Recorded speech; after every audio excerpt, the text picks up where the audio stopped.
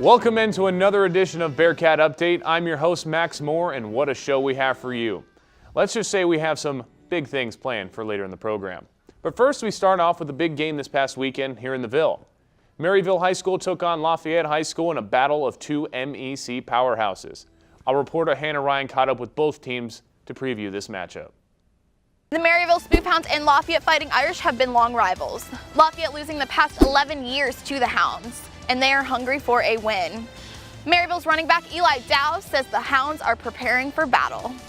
We got a great Lafayette team coming in here on Friday night. They're 7-1, we're 6-2. It's going to be a dogfight the whole time. They got a great quarterback. They got great athletes all over the field. We know they're going to be good, and to prepare, we're just having our best athletes out there on scout team, just trying to give us the best looks possible. The dogfight is something Lafayette head coach Bart Hardy has prepared his team for not only this week, but since the spring. Seniors Diego Bernard and Trey Washington are a couple of those key components for the 7-1 Irish team.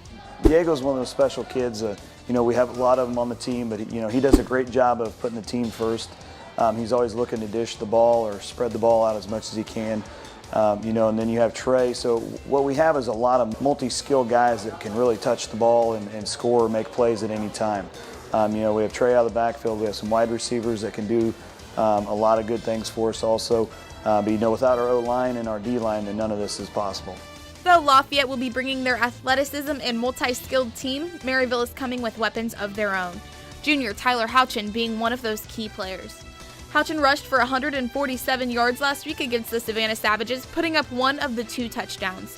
He is confident in the Hounds' coaching staff's ability to put together a successful plan for this week's matchup. We've been listening to the game plan by the coaches. They've done a heck of a job with the game plan and what we're going to do. And we've just been going out there every day at practice and going as hard as we can and to prepare. Like he said, the scout team's playing as hard as they can. The Irish and the Spoofhounds are ready to go out Friday night on Maryville's home field and execute the plan their coaches have thoughtfully prepared. Lafayette's quarterback Diego Bernard is confident in his team and thinks their hard work has reflected in their season's success. Well, we've been listening to our coaches, following the game plan. Our coach is doing a real good job of making us work hard, and it's paying off with our record show. So we're just trying to keep the boat flowing and keep on winning and keep on making history. Maryville and Lafayette have done what they can to prepare for tonight's battle. Maryville going after their 50th straight home win, and Lafayette fighting for a share of the MEC title. For KNWT Channel 8, I'm Hannah Ryan. Thanks, Hannah. And we got the highlights of this one, so let's see how the teams fared in this tough matchup. On the first drive of the game, running back Eli Dallas heads in for the touchdown, giving the Spoofhounds a 6-0 lead. And here's Jalen Sundell scoring on a 2-point conversion, living the offensive lineman dream. Then here's Diego Bernard, the stud quarterback for the Fighting Irish. He's going to roll out to his right. Decides, no, I'm not liking that. So he's going to go back over to the left and looking for a place to throw. Finds a place, finds a man open. There's Jaden King for the 11-yard touchdown pass. And here's Eli Dallas again late in the third quarter. Big run up the middle and to the left side, and he will fight his way into the end zone. Touchdown Spoofhounds, and they will not capitalize on that 2-point conversion. 14-12 is the score after this touchdown pass by Diego Bernard, and the Fighting Irish will come down to a final kick to try and win the game, but the ball was fumbled. Looking for a place to go, Diego Bernard will not find anyone as Maryville will end up winning this one with a final score of 14-12. Eli Dallas had 231 rushing yards. That's unbelievable, folks. 2 touchdowns, and Diego Bernard, the Bearcat basketball commit, had 300 all-purpose yards and had 3 interceptions and 2 touchdowns.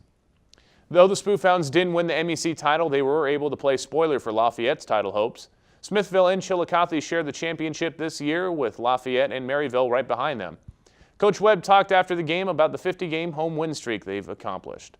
Kids play their hearts out tonight, and like I said, motivation. We talked about the beginning of the season being tradition never graduates, and these guys when they were in our seniors, when they were in 5th and 6th grades, the last time they lost a home football game on this field, Maryville has, and before I got here, that's 2010, whatever it is. So, we talked about it, and there's guys that have come and gone in this program that were here tonight watching this football game that are alumni that are so proud of what just happened on that football field. The kids here now, and that's special. That doesn't happen everywhere.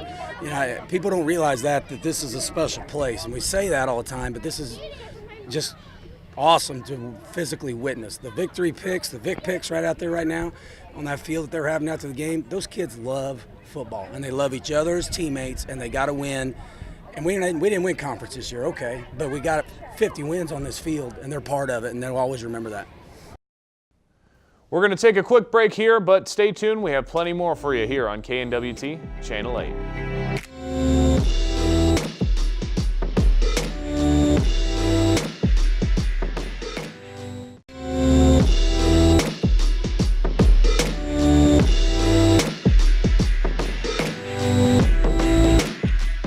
Welcome back to Bearcat Update. Max Moore here, and at Northwest we've seen players go from one sport to another.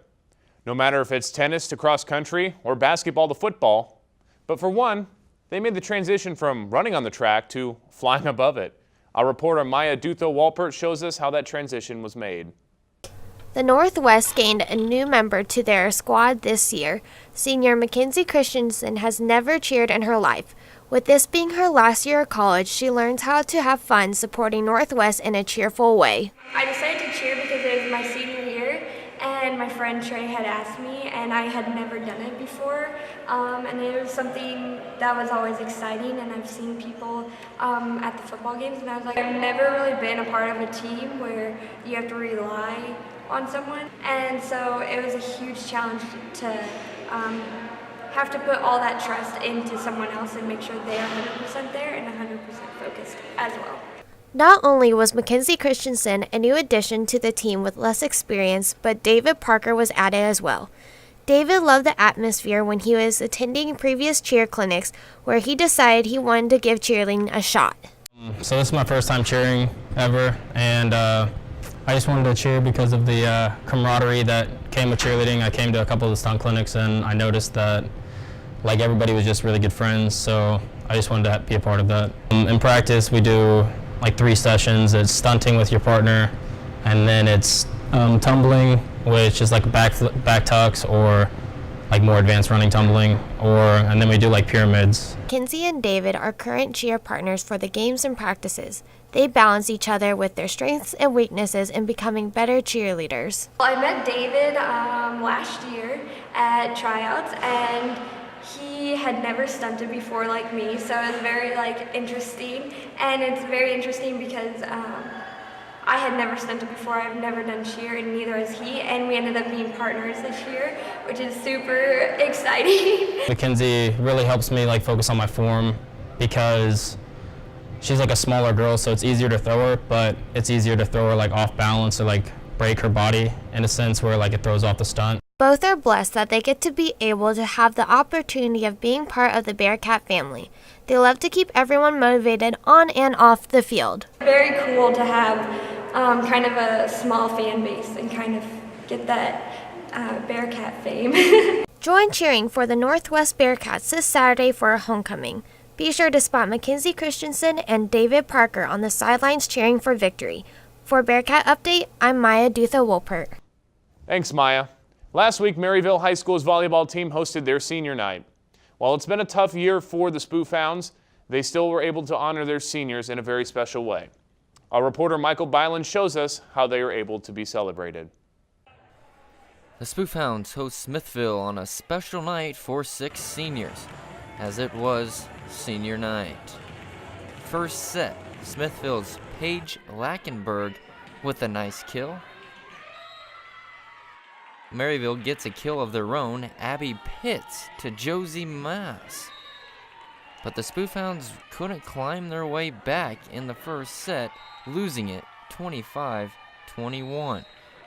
Coach Marissa Felt rallying the squad for the second set. Maryville comes out firing. Vanessa Klotz gets the Spoofhounds on the board. Smithville's Aspen Ryan with a nice touch, taking the late lead. but freshman middle hitter Serena Sundell keeps Maryville close with that kill, and then on the very next serve gets the ace. Senior Abby Lowe puts Maryville within one, just down 22-21. But with a couple key points slipping through the Spoofhounds' hands, Smithville sweeps Maryville 2-0. We saw this in the beginning of the season too. We started out sluggish, we'd come back. We usually could pick it up, but tonight it just felt like something was off. They're a great group of girls. The seniors, they have all played together forever. So just having senior night was fun for all of them. We have a lot of great players this year, some new ones, freshmen coming up, and I think they've really stepped up and they've helped us out a lot. And I think it's just everyone collectively, we work together really well this year. It means a lot because I really love all the seniors that we have. They're a bunch of great girls. I love playing with them, so it really means a lot to get to share this night with them. Regular season's over. It's game time now. We're 0-0. Everyone's at their first practice tomorrow, so we're coming in tomorrow. The rest of the week we're working hard, and districts on Tuesday will be tough, but it'll be fun. For Bearcat Update, I'm Michael Byland.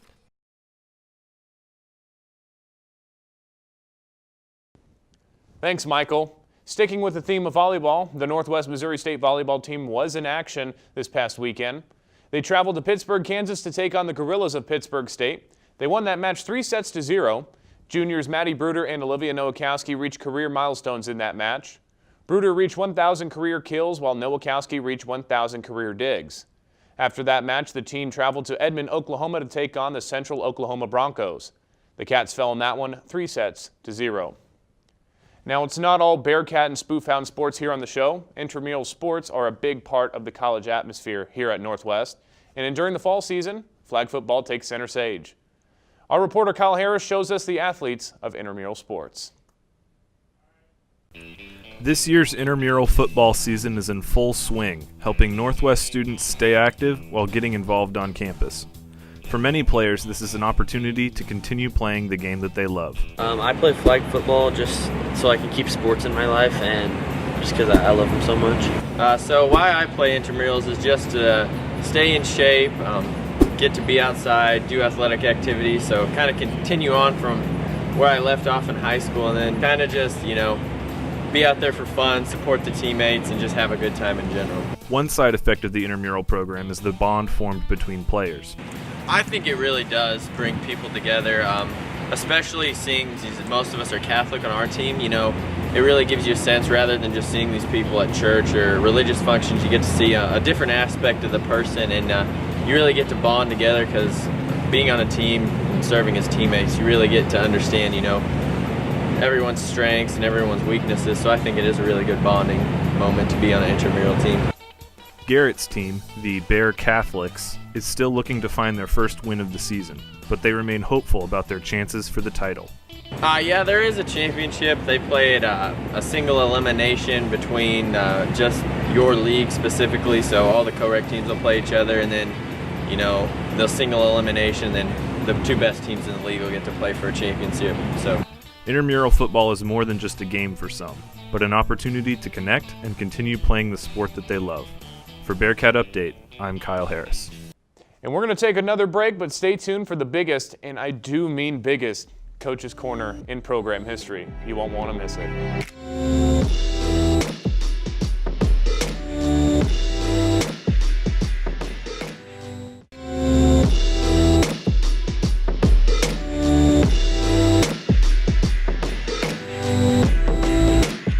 Welcome back to Bearcat Update. I'm your host, Max Moore, and the Bearcat football team was down in Tahlequah, Oklahoma this weekend as they took on the Riverhawks. We caught up with Coach Wright to talk about the Riverhawks and see what they could expect this week. They're struggling offensively. They're not putting up a lot of points. They lost their quarterback. I really haven't put the focus on them. I've really kind of internalized it and put it more onto us. Defensively, they're trying to attack a lot. They're blitzing quite a bit. If you go back a year ago, they were struggling though, and they scored the most points of any team on our schedule against us last year. So I very much had the defense's attention, and offensively, again, we're hopefully going to get a couple people back this week. So it's back to the order of business of getting timing down and doing the things that we need to do as a football team to be successful. And the Bearcats won that one 42-14 behind strong performances by Jordan Thompson, who had 110 yards rushing and 2 touchdowns, and Zach Martin, who had a very nice day with 3 touchdowns total. And Northwest still leads the MIAA, followed by Fort Hays right behind them, still undefeated. Washburn University, University of Central Missouri, Emporia State, and Missouri Western will round up the top 6 of the MIAA.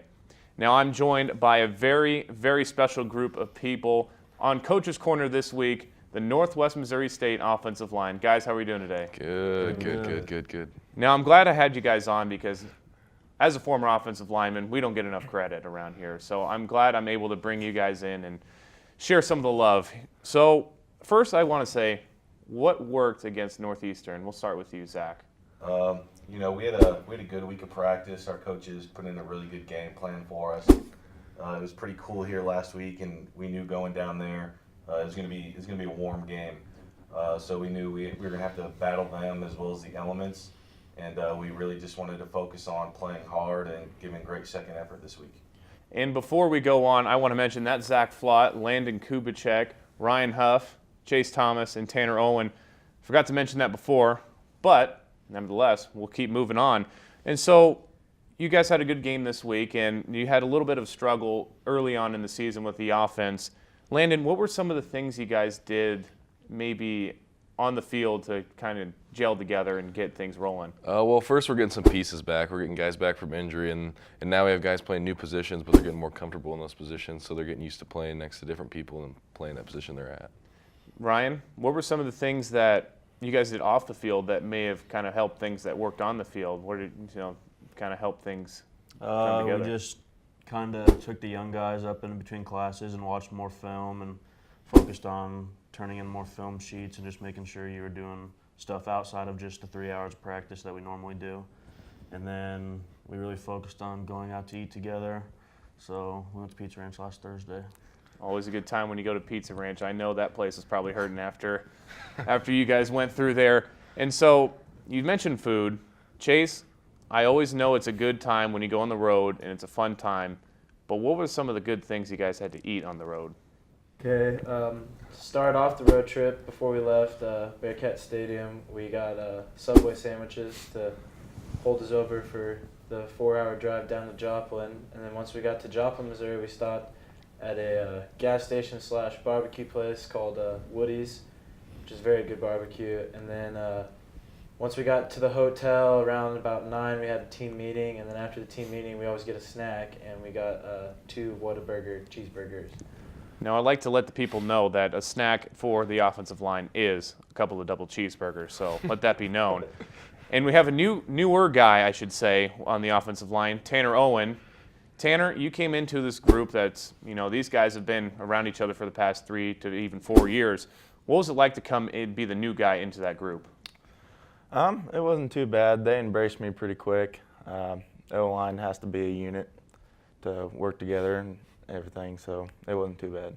So I guess either Landon or Ryan being the seniors on this offensive line, what were some of the things you guys made sure that you had Tanner come in and be part of the group?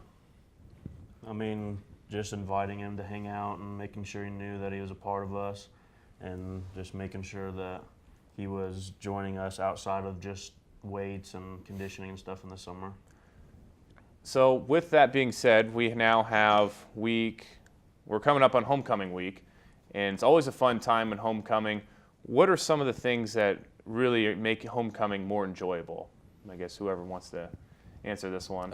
For me, it's just seeing all the old guys come back, like the old offensive linemen. I know when I was a freshman, we always looked up to those guys, and seeing those guys come back and cheer us on, it's kind of exciting. And then me have family come down and stuff like that. So It's always just a great atmosphere too. Like homecoming is always probably our one game of the year that's completely packed. Like the whole stadium's full, and it's probably our highest attendance of the year. And it's just fun to play in front of a bunch of people. And it's great to know we're playing a team that we always like to beat up on a little bit. So. And that is Lindenwood University. So let that be known that the Lions are coming in, and Northwest is going to look to take them out as they are at the bottom of the MIAA. But they're a little bit more improved this year. What have you seen so far from Lindenwood? What I've seen so far is just their front four, their defensive line. I mean, they're just run stoppers. They're big and athletic. And in the back end, I mean, the linebacker spot, I mean, the guys fly around and make plays. So that's what I see on the offensive line side of it. We always look at those guys in the box. Well, that's all the time we have here, guys. I appreciate you coming on, and it was fun. And be sure to tune in after this break for more Bearcat Update.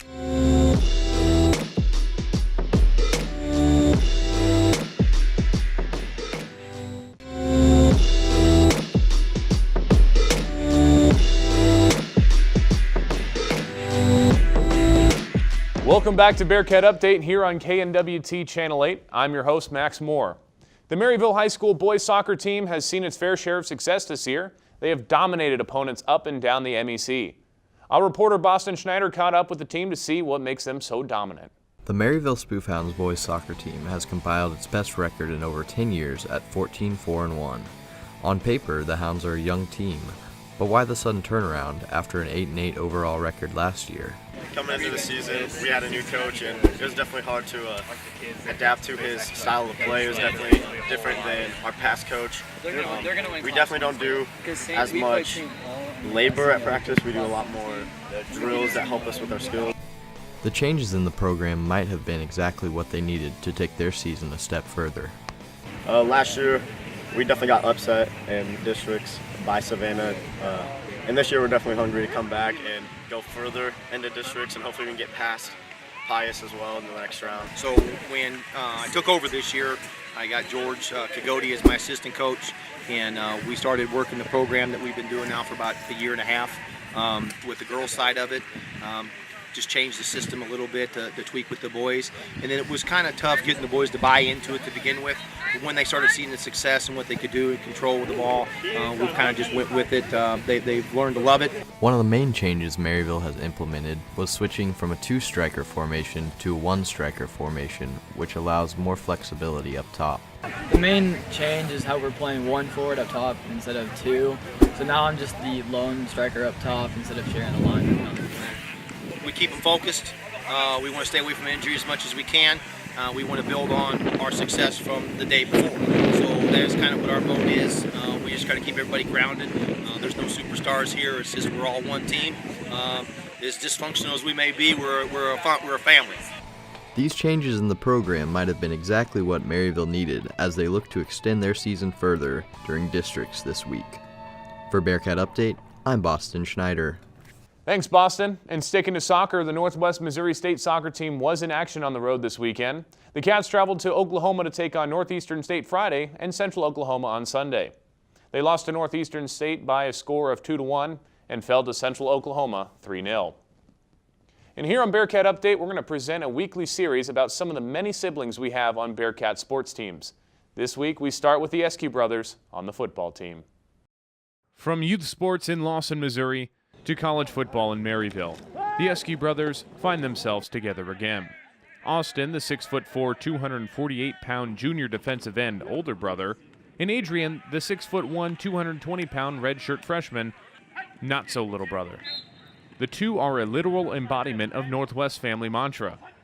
Attending Northwest was on Adrian's mind since his brother's arrival 4 years ago, but he didn't necessarily want to follow in his footsteps. Austin tells the story of how he influenced Adrian's decision to play football at Northwest. So he was trying to play baseball because he was one heck of a baseball player in high school.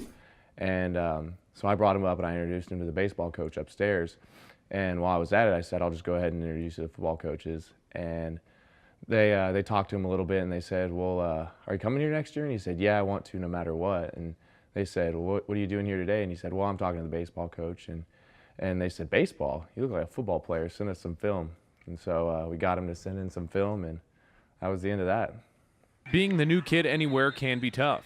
Having an older brother to guide you makes it easier. Adrian says having his older brother on the team helped when he first arrived on campus. It was encouraging. It was very similar to high school. It almost felt like the same thing. Just from him mentoring me through different stuff like the 300-yard shuttle and everything like that, it was very similar to high school. Coaching brothers isn't new for head coach Rich Wright. From the Dixon twins a few years ago to the Eskew brothers now. He says it's fun seeing the family dynamic on the field. It's fun to see the families there. You know, everything we talk about as a football program revolves around family, and so it's interesting to see the dynamic. And you know, I don't get to see as much of Adrian right now just because he's on the scout team, but you know, just watching him interact in special teams and things like that, where one has to block the other. It's enjoyable. It just adds to the family dynamic, and it's great. The two brothers were standout wrestlers in high school, both winning state championships. When asked who would win in a wrestling match, I'll let him answer that question. I think he knows the right answer. After some time, Adrian mustered up an answer. All right, if we wrestled 10 times, you'd probably win like 7 or 6 or 7. I'd say yeah, that's fair. While they won't be able to play on the field this year, next year Austin and Adrian could end up playing on the field together. Austin's final year and Adrian's first year of eligibility. Reporting for Bearcat Update, I'm Max Moore. And here's some of the upcoming games we have for homecoming week. The Bearcats travel down to Emporia State to take on the Hornets in a soccer matchup, and on Friday the Washburn Ichabods come into town to take on the Bearcat volleyball team. And on Saturday the MIAA championships for cross country are in Warrensburg, and Lindenwood comes into town to take on the Northwest Missouri State football team, and the volleyball team hosts Emporia State on Saturday. We'd like to thank you for tuning in this week. Be sure to follow us on Twitter at BearcatUpdate_8. And if you missed the show on KNWT Channel 8, watch us on our YouTube channel at KNWT. And remember, each day you either get better or you get worse. You never stay the same. Good night.